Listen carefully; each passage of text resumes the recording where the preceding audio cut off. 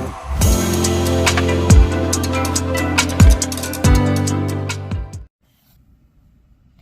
everybody, it's Allie with ANC Photography. Welcome back to my channel. If you're new here, welcome. I'm Allie. I am the owner and founder of ANC Photography here in Milton, Florida. I wanted to get with you guys this week about Cakesmash sessions. That's something that I struggled with years ago. I started to try to get into doing them and slowly realized it was a lot more work than I thought it was going to be. And I've kind of steered clear of them for years until recently. I did a little more research into it, looked a lot more into pricing on cakes and how to handle things like this.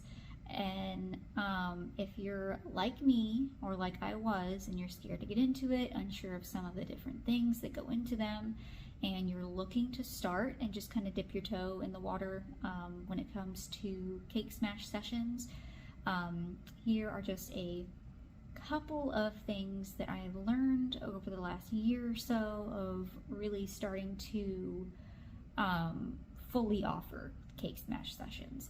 The first thing is going to be pricing. I was very unsure about what to charge. I think my very first Cakesmash session I charged $50. I used what, little bit of decor I had around my studio that I had at the time. Not even a studio, just around my prop closet, which was a spare linen closet in my old house. I used what I could from there, and because it was unicorn themed, I grabbed a couple of my daughter's stuffed unicorns, and I used part of the money that I got paid to pay for a couple of other things like some balloons and some streamer stuff. Actually that right there, and it's lasted me for a while now. So I hung that in the background, so it wasn't bad. It was, and I even used it's down here right there. It was actually a cake stand from my wedding years ago, and I was like, well, I don't have any other cake stand. What am I going to use? And I looked and I was like, you know what? I have my cake stand from our wedding. Let me see how that works. And it actually worked well. It went with a color scheme and everything. So I look back on it and I'm like, it's really not bad for my first Cakesmash session. It's really not. Is it as good as I would have liked it to be? No. I don't think my first session for anything ever was. My first engagement session was not great. My first wedding I did, not great. First newborn session was my daughter's, not great. It was also 7 years ago, so just, you learn a lot. And I mean, you might look back on it and think, oh man, the editing's off, the posing is horrible, the decor is not good, the props are just not where I need them to be, and you look back and you learn from it.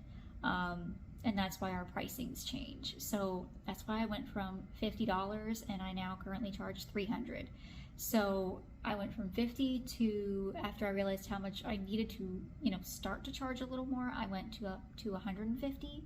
And at that point, that would cover the cake and what little bit of decorations I could afford with that, and that's pretty much all it would do, and it would leave me, it was not okay. I was bleeding money at that point. So I upped it to, I had it $250 here for a little while, and because the economy shifted, I bumped it up $50. So I maxed them out, and I will more than likely, unless something happens, will never go over $300. I like to keep things fairly affordable. I know for some people, especially right now, $300 is still a lot. I know for me, I probably wouldn't even, as my husband says, I wouldn't even pay your prices, because he doesn't think that it's worth paying that much for pictures. But he married a photographer, so he doesn't get a choice. I bumped it up to $300 recently, like within the last few months. So because I bumped it up, I am able to actually pocket money from it and be able to make a profit off of a session now. I do have options where there's not a cake smash and it's literally just a first year milestone photo shoot, where there's no cake involved, no food. It's just a couple different outfit changes, maybe an extra location, since there's no cake or anything. And you get your photos, and that's usually a 1 hour session, $275, and you get at least 20 images. And that's at least an outfit change and a possible location change, as long as it's within about 5 to 10 minutes of the original location. If it is an actual cake smash session, those are $300. I provide the cake. I provide every bit of decor for your background. You can pick the theme that you would like. If I don't have the prop, I will go out and I will find the prop. And if I can't find the prop, I will make the prop. I had in one of the photos that I'm going to show you guys, or one of the sessions I'm going to show you guys my 2 last sessions that I've done for cake smashes. One for a little boy, one for a little girl. So you guys can kind of get the idea of how I do mine. I don't do a ton of decor in the background. I do just enough to where you get that there's a theme and a kind of a color scheme and everything else. There's a certain mood to it. But I don't go overboard because I feel like it drowns the baby out. I feel like at that point they're not the center of attention. Everything in the background, clutter behind them, tends to become the center of attention. There are some photographers that they could fill that background up and it looks stunning and the baby still stands out. I don't know how they do it. They're magicians, but I can't do it. So I keep it fairly simple. I tend to just have things kind of on the sides, and then the baby is in the middle forward. So like you're gonna have everything decor wise kind of at the background of them, like behind them, like a foot or two behind them. At the sides where you can see all that decor, the baby's not blocking anything. And then I'll sometimes have like a little banner hanging behind their head and stuff like you'll see in the rodeo themed one for the little boy. But baby is centered, baby's with and without the cake. I do 1 outfit change. So they show up in 1 outfit, we photograph, no cake or anything. Then once we get those shots and I feel comfortable that I've got enough shots in that outfit, I have the parents swap. I make sure I don't need to move anything around. I let them change the baby and make sure I don't need to change a battery out or anything like that. Take a water break. But then baby comes back and they're usually in their outfit they're going to be doing their cake smash in. Well, smashing the cake portion. So at that point then I take some photos of them without the cake in that outfit, just so we have a couple where it's not cake covered and everything. And then at that point I also get some while the parents are changing baby, I like to get some solo shots of just the cake. I have a fantastic baker out here. Her name's Brittany, and she does a phenomenal job with cakes. She is my go-to cake smash lady. I have recently started using her, and I will probably always use her as long as she is in business. She does a phenomenal job. Her pricing is wonderful. She is super sweet, very communicative, very talented. So make sure when you're doing that and you get into doing cake smashes, you could even I started out getting stuff from the bakery at Walmart or Publix, because they have just those tiny little like $5 cakes, and they're a good size cake for a smash cake. They are very limited on what they look like, so that's why I didn't use those for too long. I used them as I was getting started because that's what I could afford.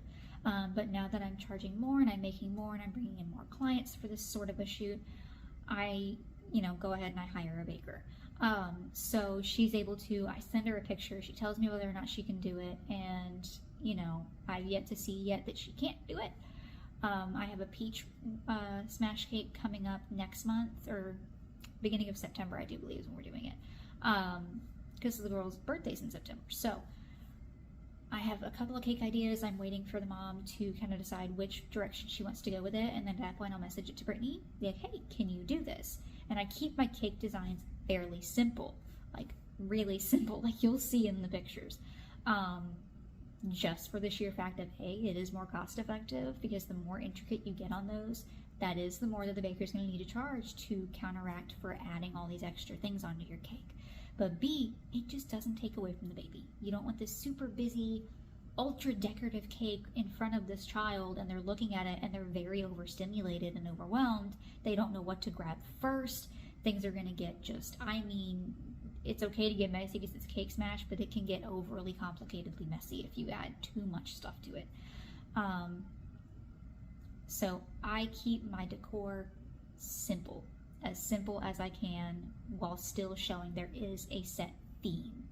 And I like to keep it pretty, not as people would call kitschy. I don't do it too themey to where it's like almost cartoony kind of themey. I like to do very, not necessarily elegant, but like a timeless kind of thing, to where it's not tacky. I don't like doing characters. I will do characters if that is what the parents really, really want, but I try to do things like maybe the color scheme, or maybe it's a vintagey kind of feel, rustic feel, western feel, kind of fairy garden kind of feel, which is what the girl session was in the photos you're going to see, and then the western feel was for the boy, where you can see it and you know it's western, you know it's kind of a vintagey, fairy gardeny kind of whimsical look, but it's not overdone. But yeah, pricing, and that's all going to tie into your pricing, as well as how much decor you want, because you're going to have to, unless you've got that in stock. I know it behind me looks like I have a lot of props, not as much as I actually need when it comes to doing Cakesmash stuff. I have a whole drawer system set up over there with things organized for Cakesmashes on top of that shelf right there. And no, that's newborn. That shelf, yeah, right there. Those are some props I use for newborns or for Cakesmash. I use those for the Cakesmash that you guys are going to see a picture of. But yeah, that's all going to tie into your pricing. That's why I charge $300. I very much feel like it is worth $300. I do not charge what I do not absolutely feel like my time, effort, and investment is worth. I will never price gouge a client. Next we'll be discussing the cake, which was the big scariest part for me, because my brain automatically went to, oh my gosh, what if this sweet little baby is allergic to whatever cake I'm giving them? So unless it was a friend or my child that I was doing a Cakesmash for, I always requested the parents bring the cake. And I even had a photographer here tell me not too long ago, she's been in the business quite a few years out here, said never buy the cake for a Cakesmash, always have the parents provide the cake. And quite frankly, I can see why she says that, because of allergies. But a good way to handle that and still be able to supply a cake so the parents don't have to worry about it, the stress is off their shoulders, it's one less thing to have to deal with, is just to put in your contract that the parents are aware that you are getting this cake, you are purchasing it, and it is going to have these flavorings and, you know, whatever flavorings they decide. And that you put in there that this child, as far as they know, has no food allergies. And so that way, when those parents sign that contract, if that baby has an allergic reaction, it does not fall on you. And it makes sure that in the parents' mind, when they read that, they double check, well, let's make sure that there's no food allergens, they don't have any dairy allergies, wheat allergies, you know, any of that. Food dye allergies, stuff like that. So, because you never know, and you want to make sure that the parents double check all that stuff before they go ahead and sign on that dotted line for you to be the one to order that cake, pick it up, and allow their child to consume it. I always check with the parents beforehand when I'm messaging them, because I like to plan ahead of them. I book, most of the time, my Cakesmashes are booked a month in advance. That way I have time to make sure that I research the cake. I have time to order the cake. It gives Brittany time to do everything she needs to do on her end. It gives me time to make sure I don't need to DIY any sort of, you know, special requested props. Make sure I have everything in my studio that I need for this session. But it's also just the sheer fact that I pretty steadily stay booked. So it gives me a chance to make sure that I have time on my schedule for them because, you know, they usually want it around their child's birthday, around a week or so before their birthday. So I make sure that I give them plenty of time in advance to discuss with me what their, theme is that they want, what day they're wanting time frame that's best for them. I usually choose, because of this time of year, around 6:30 to 7 o'clock at night. That gives us a golden hour over here in Florida to play around with, which is always really pretty for Cakesmash. It's really pretty for everything. It's gorgeous. But it is, lost my train of thought because I've like I told you guys, I have ADHD. Like I said, I give the client time to discuss food allergies, how they want everything to look, gives the parents time to, if they're planning on ordering any outfits from, like, I know Amazon, you can get 2-day shipping, so that's not too big of a worry if, you know, you're a Prime member, or if they want to kind of go around town and see what they can find in different shops, or maybe they're having an outfit custom made, or maybe they're ordering one off Etsy that does take a while to get here. You want to make sure you discuss everything with your clients ahead of time. I don't supply, as of right now, I don't supply Cakesmash outfits, like 1-year outfits in studio, just because 1-year-old sizes can vary so much that it's very expensive to have multiple sizes in the same outfit, stuff like that. It gets to be a lot, and right now I don't have the studio space for that. So if I ever do end up with a studio space for it and I'm bringing in enough, you know, revenue to where it seems feasible for me, then I'll probably start providing a client closet for Cakesmash, you know, outfits. But just make sure you give the clients plenty of time for you to be able to discuss everything that needs to be discussed, whether that's the theme, date and time, the outfits, the cakes, any allergies the baby might have, your location. So I think that covers cost, you know, how you want to, you know, do your decor. It doesn't even have to be, you don't even really have to have decor. You can get a couple of cute cake trays, cake stands. Like, I've got a couple of them. I usually keep them around back here. One is my client's borrowing it, and she's going to bring it to me day after tomorrow.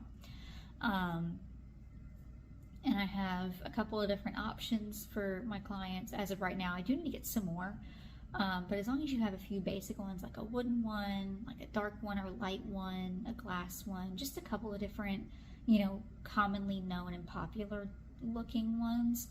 You could literally just do a cake stand, the smash cake itself, find a cute little, you know, spot, either in your studio or outdoors, with like some greenery or on a cute little walkway or something like that, and just put the baby in the middle of that walkway or in the middle of that field and just let them at it.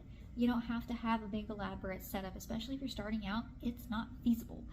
I can tell you that right now. So if you're starting out, keep it simple, know your pricing, order from, you know, a real baker if you can. If not, check Walmart and Publix. They do pre-made small cakes that are very, very cost affordable. Yeah, I think that's really all I needed to cover, was just pricing, cake and allergies. And it doesn't even have to be a cake. I've seen, like, recently another local photographer did a Ninja Turtles themed one, and instead of doing a cake, they did a bunch of pizza.